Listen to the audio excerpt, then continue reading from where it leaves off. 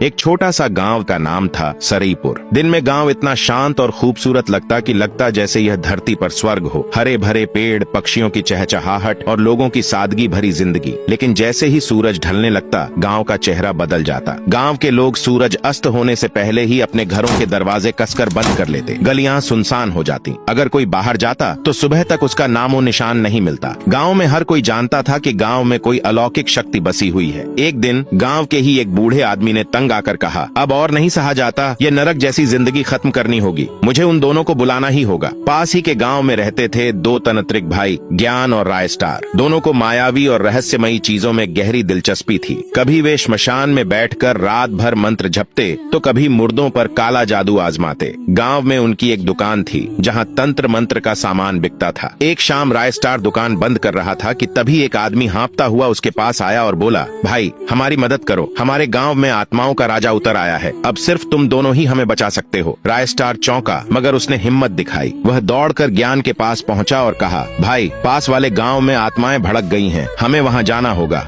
ज्ञान डरते हुए बोला, भाई बहुत हो गया, अब मुझसे नहीं होगा, ये खेल नहीं है, मौत है। रायस्टार ने उसका कंधा पकड़ा, डर मत, मैं हूं ना तेरे साथ, कल सुबह चलेंगे। अगले दिन दोनों भाई बाइक पर सवार होकर गांव पहुंचे। सूरज ढल चुका था। गांव में अजीब सा कोहराम था। लोग अपने घरों के दरवाजे बंद कर रहे थे। रायस्टार ने कहा, ज्ञान तू कहीं छिप जा, मैं मंत्र जप शुरू करता हूँ। रात होते ही रायस्टार गांव की सड़क के बीचों बीच बैठ गया और मंत्र पढ़ने लगा। उसकी आवाज पूरे गांव में गूंजने लगी। तभी आसमान से तेज बिजली गिरी और प्रकट हुई एक भयानक गुड़िया। उसकी बड़ी बड़ी आंखें गोल घूम रही थीं, मुंह से काले धुएं की लपटें निकल रही थीं। वह अजीब सा जादुई नृत्य करते हुए बोली, रोक दे ये मंत्र, वरना यहीं खत्म कर दूंगी तुझे। लेकिन रायस्टार नहीं रुका। गुड़िया उसकी ओर बढ़ी। रायस्टार चिल्लाया, भाई मदद कर, जल्दी आ। ज्ञान छिपा हुआ सब देख रहा था। उसका दिल भाग जाने को कर रहा था, मगर उसने हिम्मत की और पीछे से दौड़ पड़ा। अचानक रायस्टार का मंत्र बीच में ही टूट गया। गुड़िया और भी शक्तिशाली हो गई। उसने तलवार जैसी काली ऊर्जा बुला ली और रायस्टार की ओर लपकी। रायस्टार ने चिल्लाकर कहा, भाग जा भाई, नहीं तो हम दोनों मारे जाएंगे। रायस्टार जैसे ही वहाँ से भागा, कुछ दूरी जाकर पीछे मुड़ा, पर उसके पैरों तले जमीन खिसक गई। वहाँ ज्ञान नहीं था। रायस्टार की आंखें भर आईं। वह चिल्लाया, ज्ञान तू कहाँ रह गया? दिल बड़ा करके वह पीछे लौटा। जैसे ही पास पहुंचा, उसने देखा गुड़िया वहीं खड़ी थी और ज्ञान जमीन पर मृत पड़ा था। रायस्टार जैसे ही गुड़िया की ओर दौड़ा, वह अचानक गायब हो गई। रायस्टार वहीं घुटनों के बल गिर पड़ा। तभी चारों तरफ से गूंजती आवाज आई, चले जाओ वरना मर जाओगे। रायस्टार डर से कांप उठा, फिर भी अपने भाई ज्ञान को लेकर भाग गया। पूरी रात उसने ज्ञान के ऊपर काला जादू तोड़ने की कोशिश की। सुबह होते होते ज्ञान की सांसें लौट आईं, पर अब वह ज्ञान पहले जैसा नहीं था। वह अजीब से मंत्र बोलने लगा।